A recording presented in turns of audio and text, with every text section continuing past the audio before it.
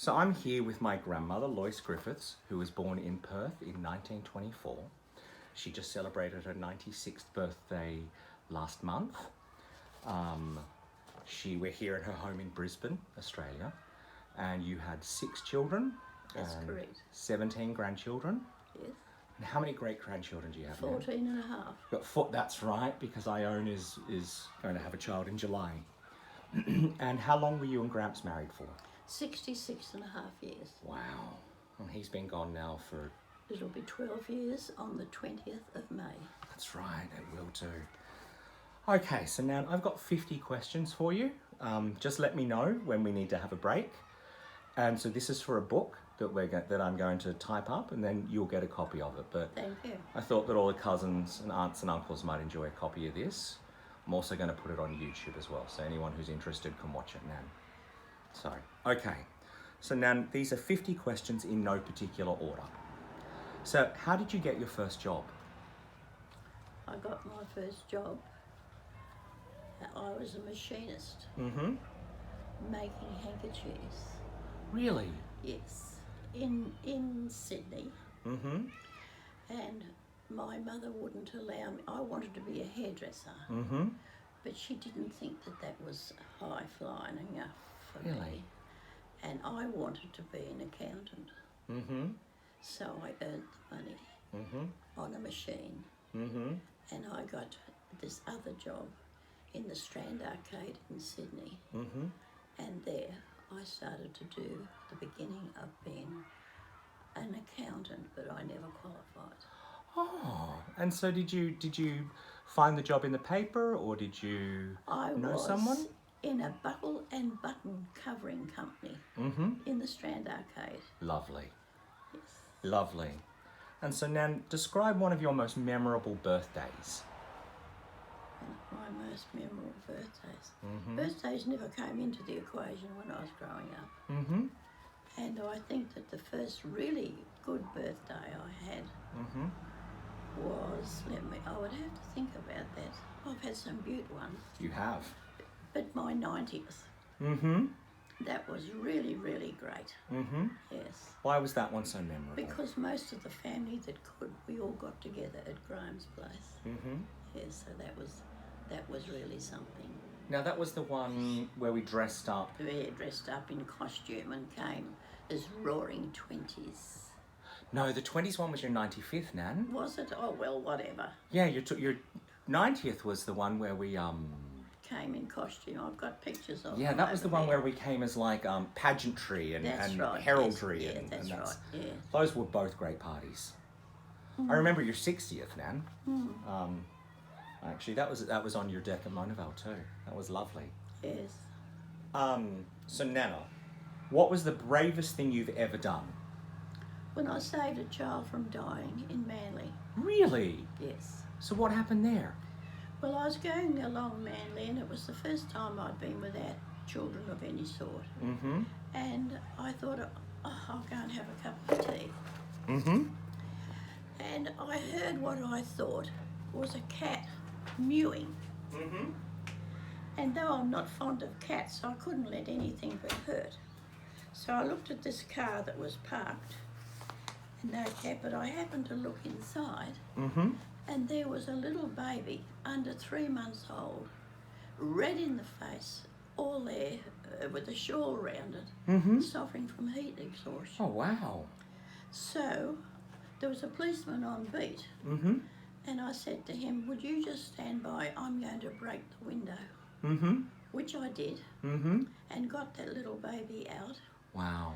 And there was a chemist shop nearby. And I said, and the chemist used to have sorts of things in those days, and I said, I want a bottle, and have you got any boiled water? And they said, yes, they had. So I gave this baby a drink of boiled water, stripped it all down and sponged it, and he gave me a singlet and nappies to put on. Oh, wow. Anyway, the mother came back, and she'd been having a morning tea with her friends and forgot that she had the baby. Oh, dear. So she was very annoyed with me. For saving her child's life. And I just said to her, I was the welfare officer of RSL and all that. Mm-hmm. So I said, I'm a welfare officer, and if I hear any more of this, I've got the registration of your car, and you will hear from the police. Mm-hmm. So I never heard any more. Good. So I'm assuming the baby, at least in that instance, And was I okay. just said to her, your baby needs to go to a doctor immediately because it could have brain damage with the heat. Yeah. Yeah, wow. That How long was- ago was that, Nan? Oh, this would be when Michael was just starting school. Oh, so that would have been 60s. Yes. Yeah, wow. And another time was Mm-hmm. in South Australia. We were going down in a car to see Ron Griffiths, who had a farm. So that was Gramps' brother? Yes, his one down from him. Yep. And we stopped on the wayside, and I always used to make a hamper for lunch Mm-hmm. and all that and put it in the back. Mm-hmm. And we stopped, and there was this car full of louts Mm-hmm. came, and they kept looking back and laughing and looking back and laughing at us. Mm-hmm. And your grandfather could read people very well. Mm-hmm. So he said, and I always had a 22 rifle. I never went anywhere without my 22 rifle when we were travelling. And this is when you lived on the farm? Yes. Mm-hmm. And anyway, I'd made a proper case for it and it matched the upholstery. No one knew it was a gun in there. And did you have the pardon? kids? Sorry, Nan, did you have the kids with you? No kids, it was Okay. just Les and I. Okay. And anyway, he said to me, Loy, get in the back of the car, Mm-hmm. undo your rifle Mm-hmm. and put a bullet in it. Okay. He said, these young people are up to no good. Okay. So he said, I don't want him to kill him, you to kill him. He said, I know you're a crack shot. But he said, just pepper the ground with bullets. Mm-hmm. And as he said that, the biggest bloke started to come towards your grandfather with the hugest wrench you could ever see. Wow. And he said, I'm going to start off in second gear, so hang on. He said, now pepper the ground. So that's what I did. Mm-hmm. Anyway, we finally got down to Ron Griffiths' place. Mm-hmm. These blokes shook their fists at us and all Mm-hmm. that. And he said, oh, I should have told you not to go on that back road. Oh The dear. police have been having a terrible lot of trouble with people being bashed up for their cars. Oh, and where was this, Nan? This was in Western Australia. Right. Wow. Was that back when you had one of the Valiants? Yeah, it was one of those, yes. Yeah. Wow, Nan. That's No, that's it brave. it was South Australia. Ah, okay. Yes. We've been to so many places, I Pete. know, Nan. We're gonna talk about some of those in Yes, another video yeah. because I'm gonna do these a few times if that's okay. Okay. Okay. So, Nana, have you ever won anything? Yes, I've won 2 raffles in my life. Really? One was a box of mouldy fruit and vegetables, and the other one was a bottle of wine, and I'm a non-drinker. Quite useless. And that bottle of wine's still in the fridge. How long ago was that, Nan? Oh, that was only a couple of years ago. Oh, the okay. Wine, yeah. I was thinking it could be worth something if it was a red wine, Nan. No. They age. So at what times, so it can be more than one, so at what times in your life were you the happiest and why? The happiest and why? Yeah. Well, what made it the happiest? I was extremely happy when all my family got together. Mm-hmm. And I am a family person. You are. And I was put on this earth to be a mother and a nana. Mm-hmm. And you are. Yes. You're such a good I nana. love and I've got that many children Mm-hmm. and adopted children and proxy children. Mm-hmm. And I'm a nana to them all and I love them all. Yeah, you are. And we love you, Nan. You're a great nana to us all. What is some of the best advice that your mother ever gave you? My mother never gave me advice about anything. Really? You find it out for yourself, she said. You see, I was born of elderly parents. Mm-hmm. My mother was 42 Mm-hmm. and my father was 52 and they had an adult family. Mm-hmm. So I must have been a hell of a shock to them. The there was my brother that was 3 years older than me that was killed in the war. But all the others, I had like a lot of fathers. Yeah. And I had a very protected life because no one dared say anything out to me because I got all these brothers to be onto their trail. Yeah, you had 6 brothers? I had 5 brothers and 2 sisters. Yeah. The elder sister died when she was 4. And those 2 sisters were born in Mauritius because that's where my father's army was. He was in the standing army there. So it was just you and your elder brother that were born here in Australia? No, the 3 youngest were born in Western Australia. Okay. And that was Reuben, Gordon and me. And there was 3 years between Gordon and me, and then the next one there was 9 years between Reuben and me. Oh, okay. And where were the elder ones born, Nan? Connie and Lorna, that's the other 2. They were born in Mauritius. My eldest brother was born in Calcutta. One other brother was born in Newcastle on Tyne, and the other was Surrey. Okay. And the 3 of us the rest of us were Aussies. Sandgropers. Yeah. Sandgropers, for those of you not from Australia, is a term for people from the state of Western Australia. So Nan, what is one of the favourite trips you've ever taken? And you've taken a lot, Nan, so you can talk about a few. Going around Australia with Greg and Jill, you and Michaela. That was a memorable one because it was the first time around for us. Was it really? Because you'd been to a few of the places that we went to. I do remember that. Yes, I had it odd, but not right round at one time. Yeah. You see. And I've been around Australia 3 times completely at one time. Yeah. And that was... You were only little. I turned 12. I turned 12 just south of Darwin. And we were on the road for 15 weeks, I think, if memory serves. That's nearly 3 months actually. Yeah. Quite some time. I remember I missed a whole term of school plus some of the holidays. We used to have lessons for you. Yeah. And we stopped a week out of Darwin at Palmerston for you to catch up with your lessons and Michaela. And for Dad to fly back to Sydney. Yes, and you know, Michaela, in spite of that, she came back and was ducks. I know. Yeah, I know. She always, that's my sister. She always underestimates her own ability. Yeah, always underestimates herself, that one. So, Nanna, what's your perfect idea of happiness? Live life for each day and mind your own business. Yep. Yeah. So, Nan, you know, when you were just talking about your parents, are you more like your mum or are you more like your dad? Well, I think I look more like my dad in one way. I don't think I've ever seen photos of him. I've seen photos of your mum. I've got one in that book over there is one of my dad. Okay. But Dad was a short Polly. He was the eldest. He had 2 brothers. And his mother and father married late in life. And he was born in 1872.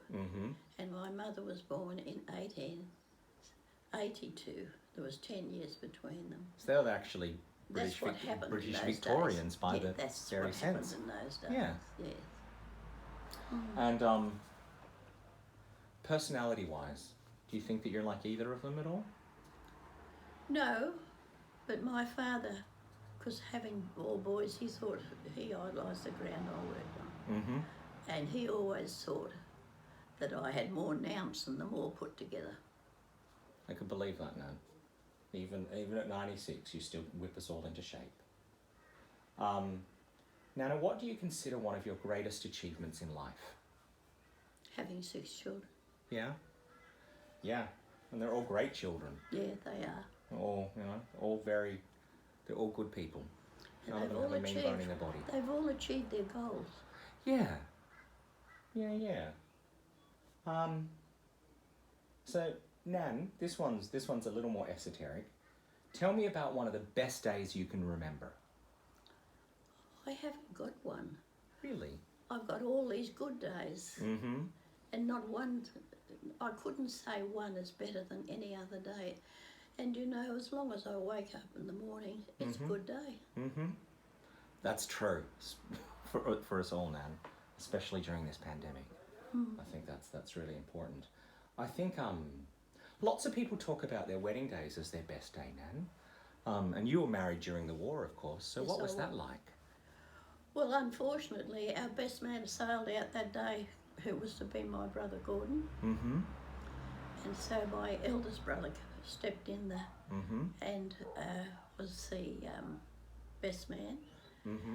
And we only had an ordinary lunch at home because the war was on. And then we had taken a little kind of a flat out Kirribilli. There was no transport because there's no cars. So Les and I walked across there, and that's where we spent our honeymoon at Kirribilli. Oh, lovely. And were you married in Town Hall in Sydney? I was married at Christchurch St Lawrence at Lavender Bay. Okay. Oh, lovely. Is the church still standing? Yes, and it's got two aisles. You go up one aisle and come down the other. Interesting. Yes. We'll have to have a look. Yes, it's still there. That was when we lived at McMahon's Point. Yes. Yeah. Look, overlooking the harbour. So, Nan, have you ever been the recipient of a random act of kindness where someone that you don't know has just done something really kind for you for no reason or for a reason? No, but I do know once I was getting off a public bus in Redcliffe. This is only a few years ago. And I was having a very bad day with arthritis. And I didn't know which hand to hold on to get down off the step. And this young man with dirty old jeans, dread knots in his hair, and he put his hand out and he said, "Would you like a hand, lady?" Oh, it's lovely. And that was an act of kindness. Yeah, that really is.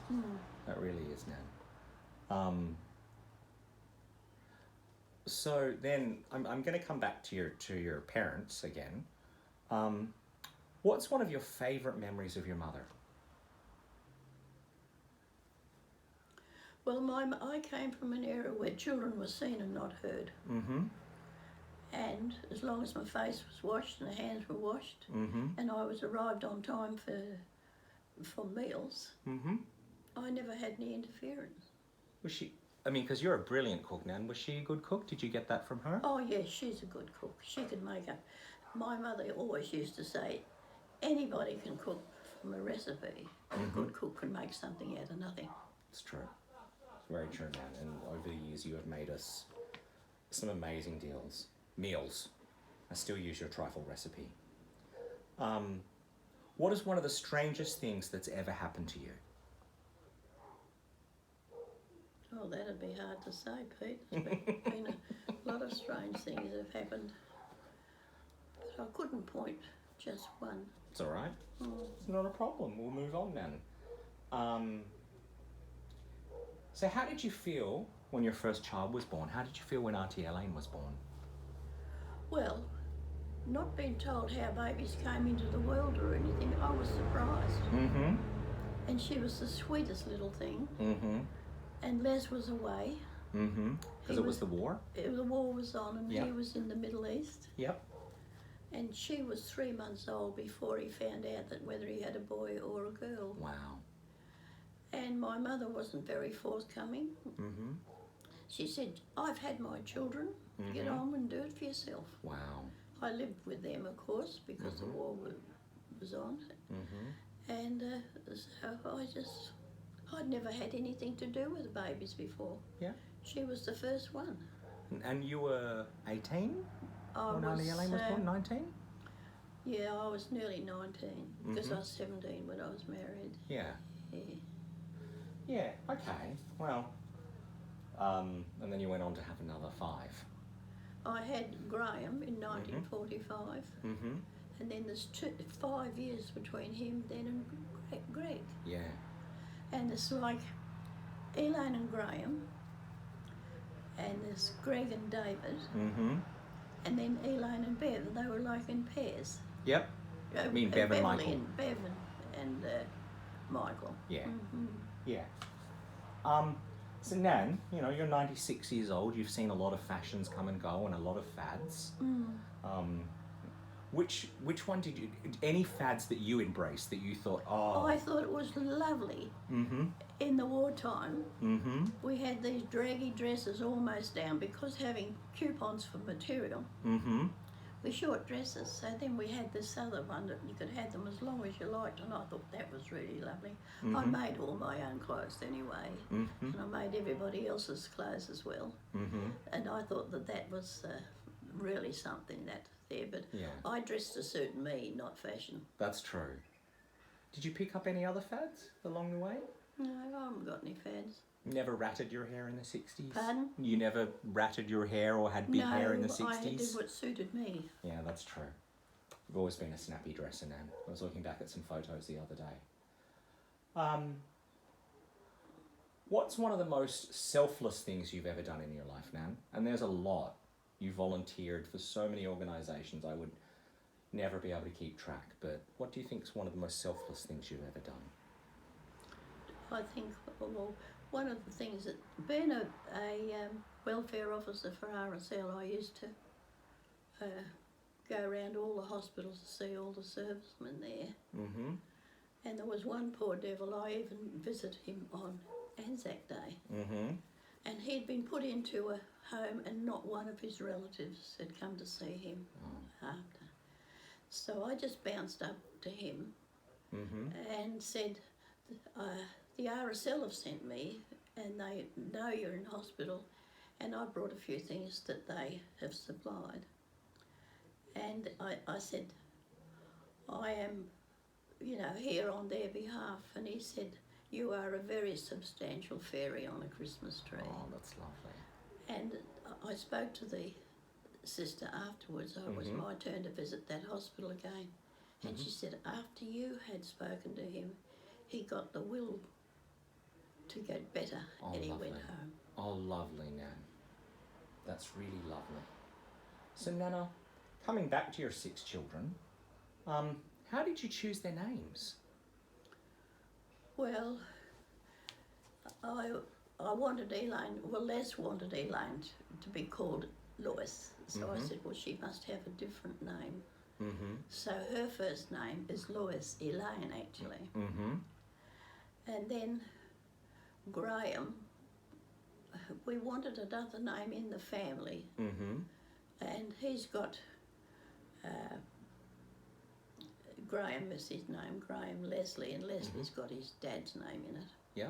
And Greg, would you believe, is called after Gregory Peck, the film star. Really? Because I thought he was absolutely lovely. Really? Dad hates being called Gregory. And Clinton was the second name of my brother that was killed in the war. Oh, okay.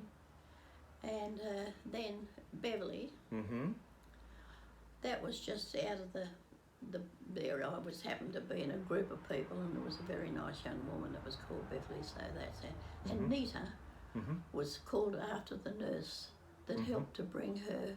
I had her on the side of the road going to the hospital. That's right. And Nita was her name, so that's why she's Beverly Nita.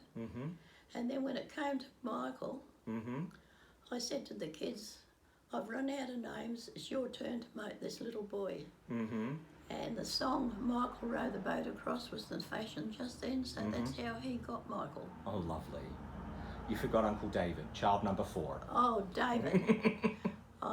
David, he always was after Les's brother, David. Okay. Lovely. And so again, just sort of sticking with family, Nan, was there any advice that your parents gave you that you wish you'd listened to? My parents never gave me any advice whatsoever. Yeah. That's your business. Yeah, well, fair enough. What would you say has been some of your life's greatest surprises?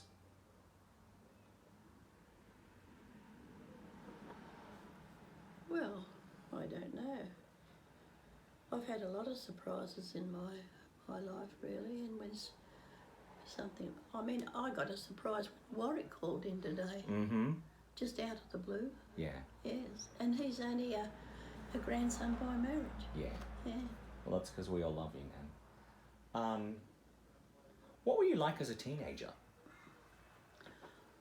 I didn't have a real good teenage life. The war was on, and I was a air raid warden by the time I was 16. I went and did a St John's course in the ambulance, so that if I found anybody hurt and the blackout, I was quite able to look after them, and that has stood by me right throughout my life. Yeah.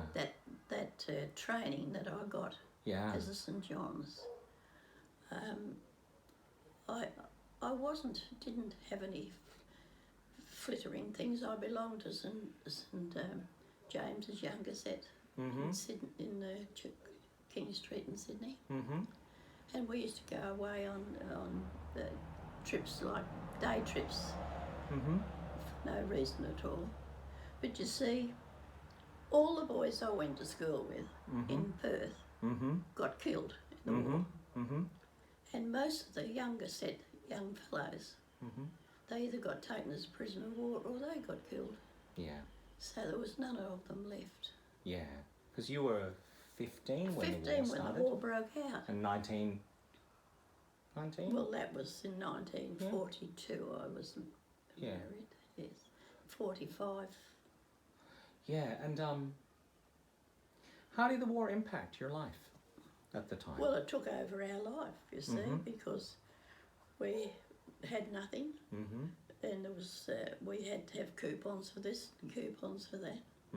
There was brownouts in Sydney, and we just did things for the servicemen. I knitted that many socks that I think I could have put the Navy, you know, big socks. And Graham, Greg, or no, it wasn't Greg, it was Gordon, had these sea boots, and he came, he said, I've got 2 days leave, says, I want you to knit me some socks for the sea boots, which were right from the foot right up to the thigh.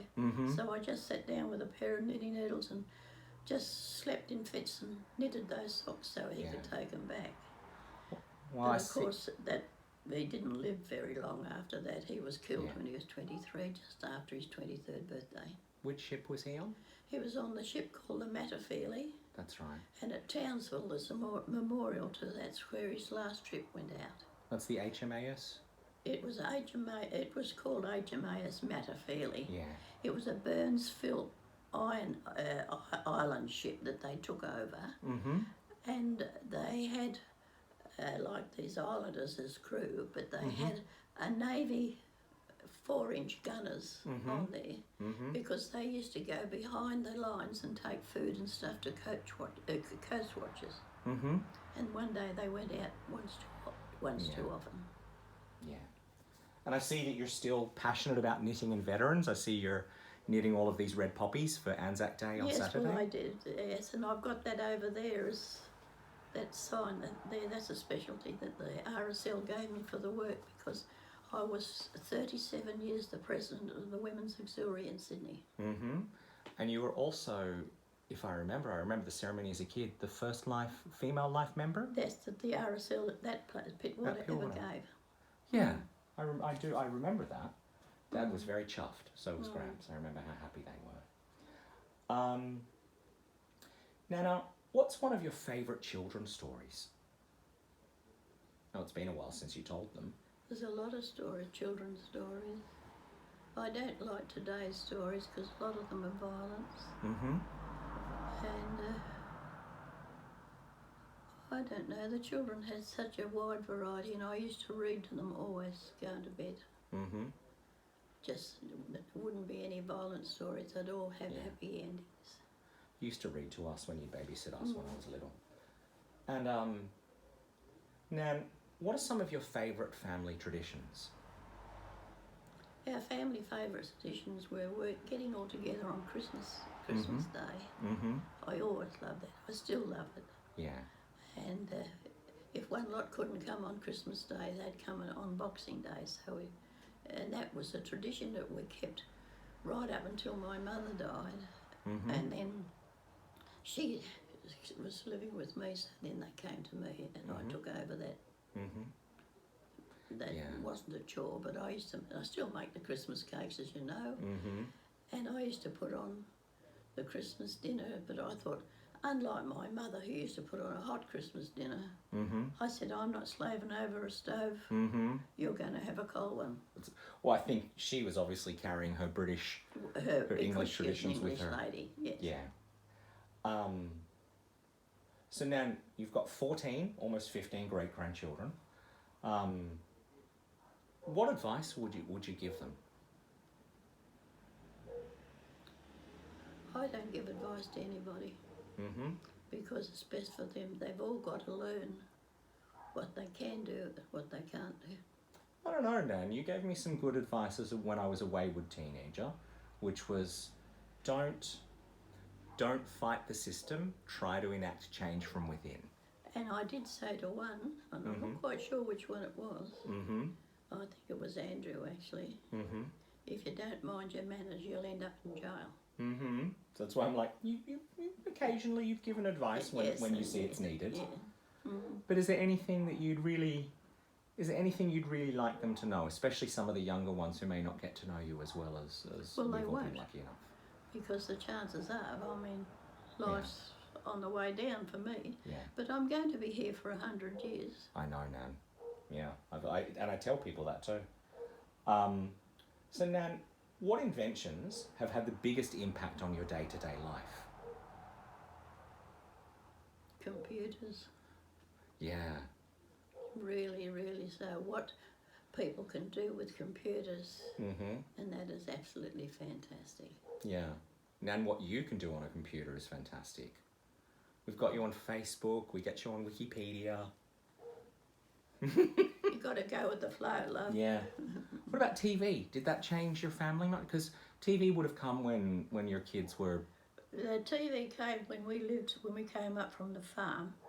We had one of the first TVs that they had, and everybody in the street used to come. I never knew how many was going to be there. But your grandfather was a TV. He loved the TV. Yeah, he did. Yes. So. And what about a lot of people talk about in the 20th century the invention of the pill. Did that have an impact on your life at all? No, because I was just at about the end of childbearing, so.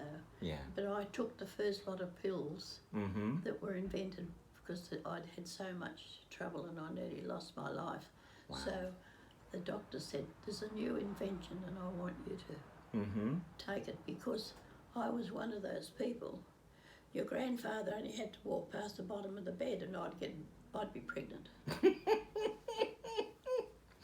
Thank you, Nan. Now, Nan, we're only halfway through. Did you want to take a little break or did you want to keep going? No, we'll keep going, love. Okay. All right. So, Nan, so who is the wisest person that you've known and what did they teach you? Nobody teaches me anything because I'm always older than what they are anyway. That's not true. You had the young quilling lady teach you how to do quilling. Yes. Well, I'm always learning crafts. And when we lived in Sydney, I used to go and learn a new craft every fortnight to teach handicapped people. And I used to do that on behalf of the RSL because these people need something to hang on to. And they oftentimes, after a lesson with these people, I'd go home and undo it and do it up, and they thought that they had done it themselves. Yes. Would you say Gramps, your husband, was one of the wisest people? He could turn a stone. He was like MacGyver, Nana. He could turn a stone into a machine. Gramps was the best thing that had ever happened to me in my life. He was the lover of my life. He was the first one I ever got kissed by. And he was a gentle, kind man. And as he always said, I don't need friends, Loy, I've got you and the children. He idolised his children and he idolised me. Yeah, he did. He was a beautiful man and I miss him a lot. So Nan, who inspires you? Pardon? Who inspires you? Who over the years have you thought, they're amazing, I'd like to be more like them, or I should... No. I don't think, I've never wanted to live anybody else's life. Mm-hmm. There's nobody. I get inspired by the younger generation Mm-hmm. because I think they're really wonderful. Mm-hmm. I really do. Mm-hmm. And sometimes I think that I never go back in my day because my day was just ordinary. Mm-hmm. But the younger generation, I've got to keep up with the younger generation. Yeah, we all do, Nan. It's yeah. Nan, what's one of your earliest memories? Swimming out in the Swan River. Mm-hmm. I used to be out there from daylight to dark. Mm-hmm. And no one ever worried whether I came in or not. Mm-hmm. But by doing that, I had my life-saving certificate by the time I was 11. Wow. Because swimming was compulsory in Western Australia when I went to school. The only thing that got you out of swimming was a doctor's certificate. Yeah. And so, Nan, I'm going to come back to your kids. Looking at all of your 6 children, what are your favourite memories of each child?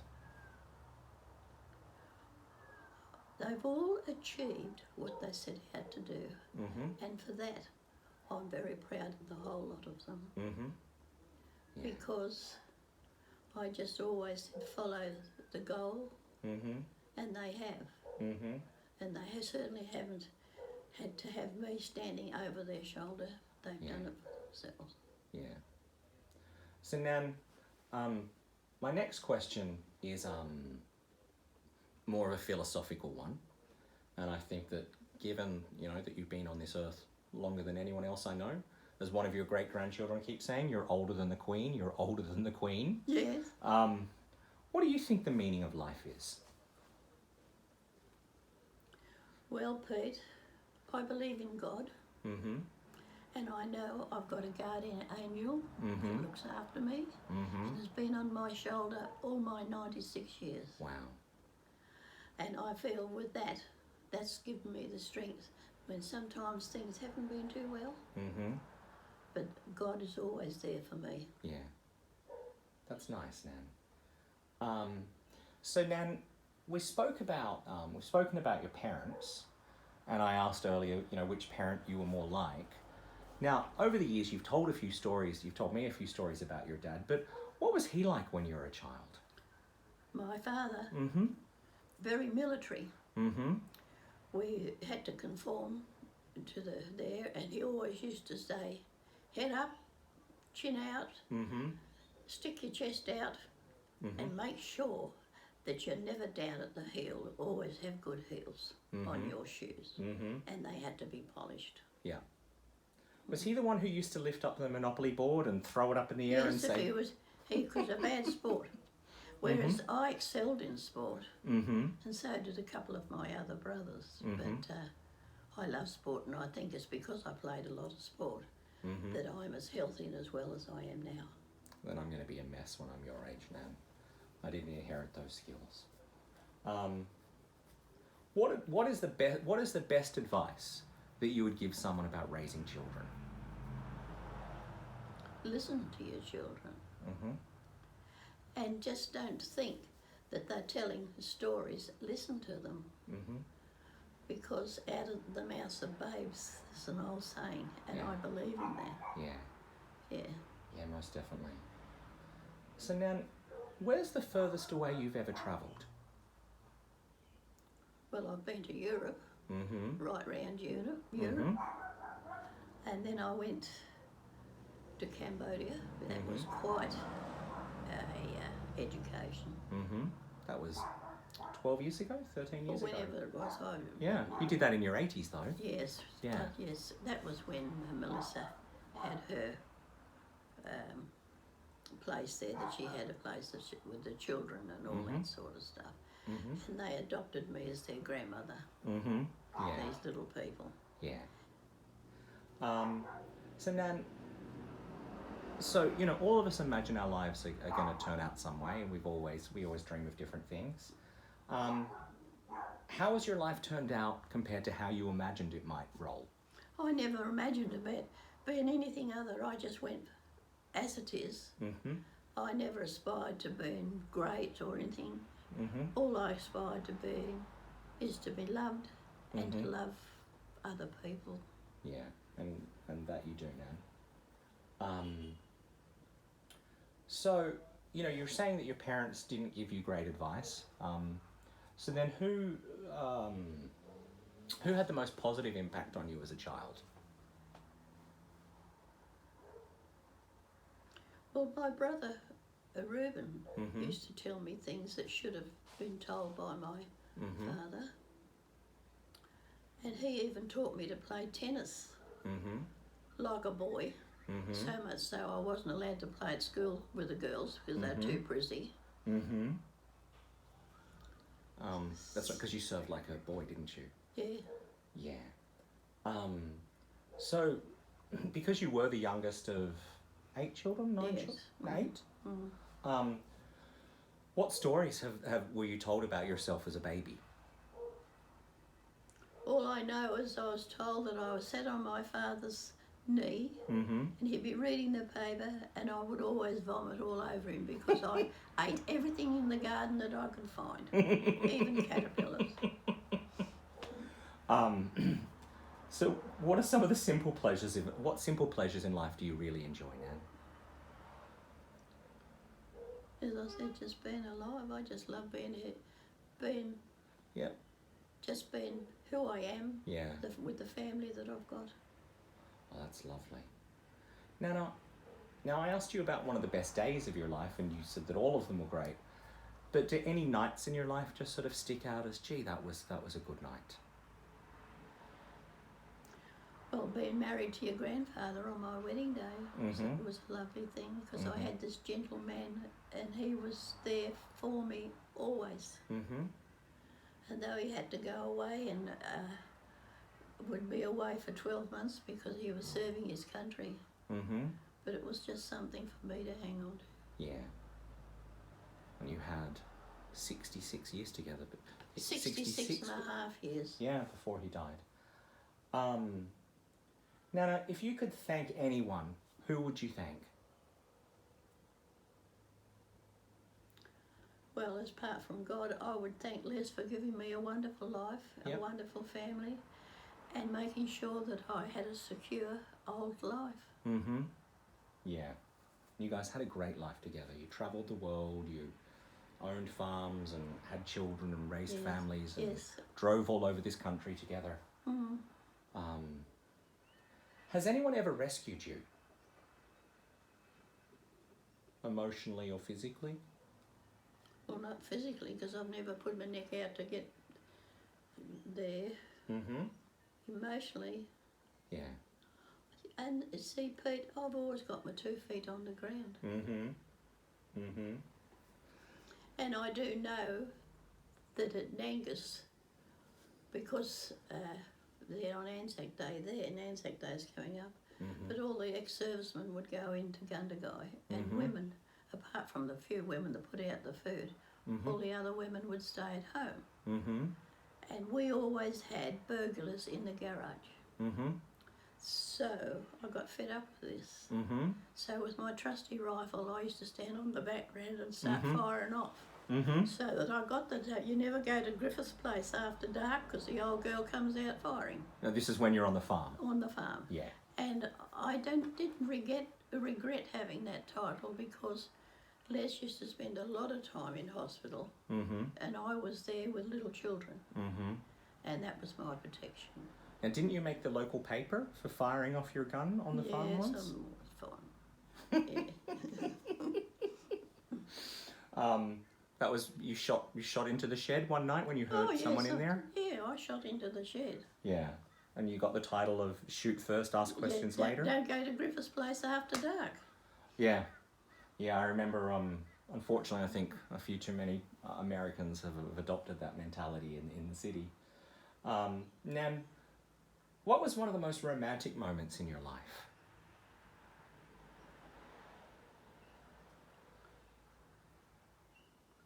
I suppose the first time Gramps kissed me.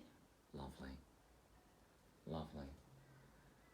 And, I know that never bothered with boys when I was growing up. Having so many brothers, boys didn't come into the equation until that quiet man came. Yeah. And how did you meet Gramps? After church. And it was a strange thing because he was in the Navy. And after church at St James there, the younger set used to serve tea and biscuits to the parishioners in the crypt. And my mother was there, and they used to say any serviceman that came down, and there Les was there, and they said, "Who's here? What states do you come from?" And of course he popped up Western Australia.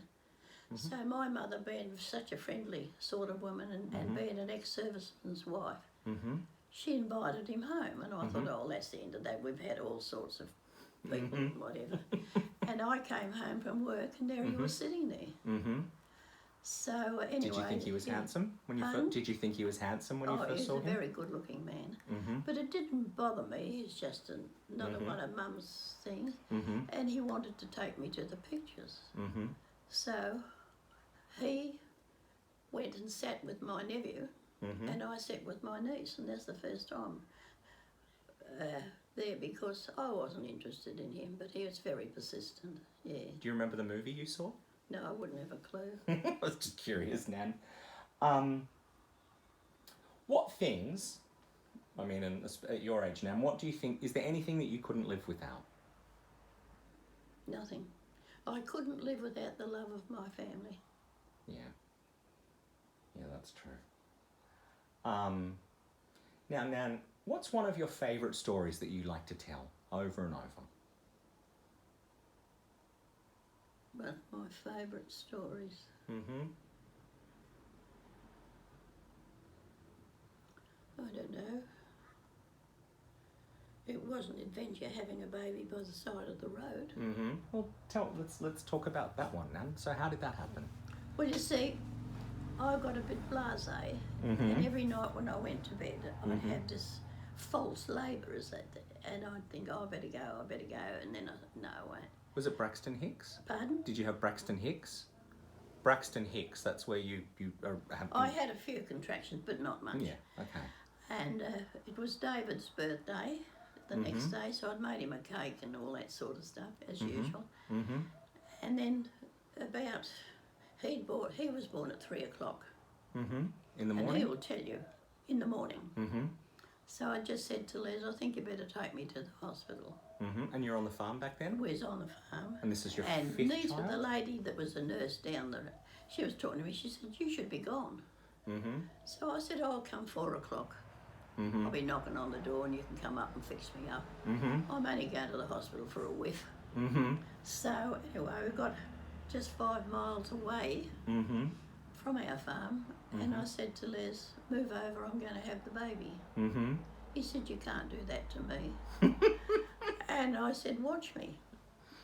So I had the baby on the side of the road. I kicked him out and had it on the front seat of our custom line car.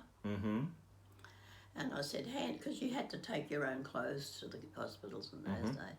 So I said, hand me something to wrap this baby in, and she was still attached. And he wouldn't have anything to do with that. So I said, take me home. I'm only 5 miles away from home. So then there at 4 o'clock in the morning, he was knocking on the door for Nita to come and fix me up. Lovely. But then the doctor came, because in those days in the country, the phone went off from 8 o'clock until 8 o'clock the next morning. Really? Yes, and the doctor came, and he said, I'm going to take you to I had fully intended to take you back with me to hospital, but he said, you've got such a nice house and that, I'll leave it, and you've got Nita Dowling down the street to keep an eye on you down the road. She was the bottom of our farm. They had a dairy farm. And so that we are. And David will always tell you that he's 3 years and half an hour older than his sister, who was born on his birthday. Yeah, he does. Like he's told me that story. So now, how is life, like you are 96, but how is life different today compared to when you were a child? People don't organise themselves enough. and they're always running out of time, where I had a set time for this and set time for that, and actually I got through more stuff by being I've always been an organised person. Yes. Yes, you have. Now, do you remember what your favourite toys were as a child? Never had any. Really? Oh, because the Great Depression started when you were quite young, yeah. But my brother won a doll, a celluloid doll, Reuben, and he had to guess the name of it. And Popeye, and that was just in, and her name was Olive Oil. So it was a celluloid doll, which that was the only doll I ever had. Really? And I gave it to Elaine, and she stressed it out within a couple of days of having it. And I never used to get Easter eggs. Yeah. The only time I got an Easter egg was when one fell on my birthday, fell in Easter. So I got an Easter egg for a birthday present, and that's all I ever got. Wow. And I used to get so cross, and Gordon used to do the same, that my older brothers always bought Easter eggs for my mother. But we, as the young kids in the house, never got any. Oh dear. Now you get a few. How many did you get this Easter, Nan? Pardon? How many Easter eggs did you get this Easter, Nan? I've still got untouched Easter eggs. The little girl next door brought me enough little Easter eggs to last me till Christmas. And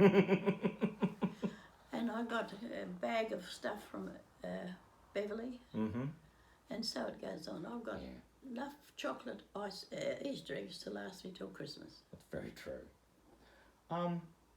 Nan, this is my second last question for you. What was your first big trip like? What was your first big trip? My first big trip was when we went to New Zealand. And we went from the top to the bottom and saw everything on its way. And I loved it. That was the first trip. And then after that we went to Europe and so on. And of course, your grandfather being a bushie, he loved going around Australia. He loved Australia. Yeah. What about when you moved from Perth to Sydney? What year did you do that in, Nan? When I was 14. So it would have been 1938? Yes, it was just 1938. And the war broke out in 1939. I was 14 when I left Perth. I was still just going to school, Perth Girls. And there was only one high school in Perth at that time, and everybody had to go into Perth to go to high school. Yeah. And it was in College Street. And how did you move across? Did you drive or take the train, or did you fly? We came by train. Okay. Because flying wasn't into it over that stage. I don't know. My first trip in an aeroplane was a DC-3. Really? When Graham was a baby. And where was that? We were going over to Perth. Okay. Because Les's family still lived over there, and so did my second eldest brother. Yeah. And so now this is the last question I have for you, and it circles all the way back to the first question when I asked about your first job. What was your first boss like? My first boss.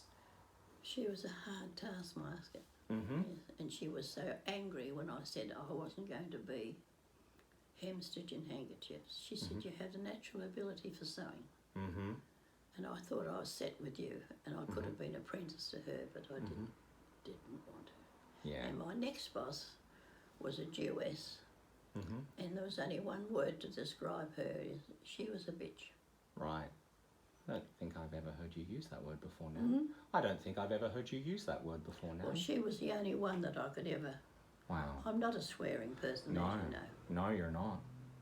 Well, Nan, thank you so much for all of this. I'm going to transcribe this all for you, and then you'll get a lovely book with all the answers. Oh, well, thank you very much. I hope you've got everything that you wanted. I do, Nan. But I am going to come back. Since we're in this pandemic, I am going to come back in the next couple of weeks. Oh, and one of the things that got me, and I took the ladies to task at this, was when we had to vote on same-sex marriages. There was these two old ducks, and they wanted their opinion of same-sex marriage. And I said, well, don't ask me. They said, well, you should know. I said, I don't, because it's none of my business any more than it's your business. Yeah. So I said, if you all minded your own business, you'd be Yeah. much a happier person. Yeah. And you ended up voting yes. Oh, of course So, I did. yeah, and And this we all woman, thank you for that, Nanna. she said, fancy you saying that. Mm-hmm. And I said, well, that's how I feel. Yeah. No, you've been a very wonderful ally to LGBT people over the years, Well, Nanna. it's none of my business, Pete. Yeah. And how you live, Mm-hmm. as long as you're happy Mm-hmm. and you lead a decent life, Mm-hmm. what happens in the bedroom is no business of mine. Exactly true. So, Nan, thank you so much. I know I've had you talking for a bit. I am going to come back, and next time I want to talk to you about your experiences in the war and the depression and the farm and just all those sorts of things, and some of your thoughts on how the world is changing right now, especially with this pandemic. Unfortunately, not for the better. Yeah. Yeah.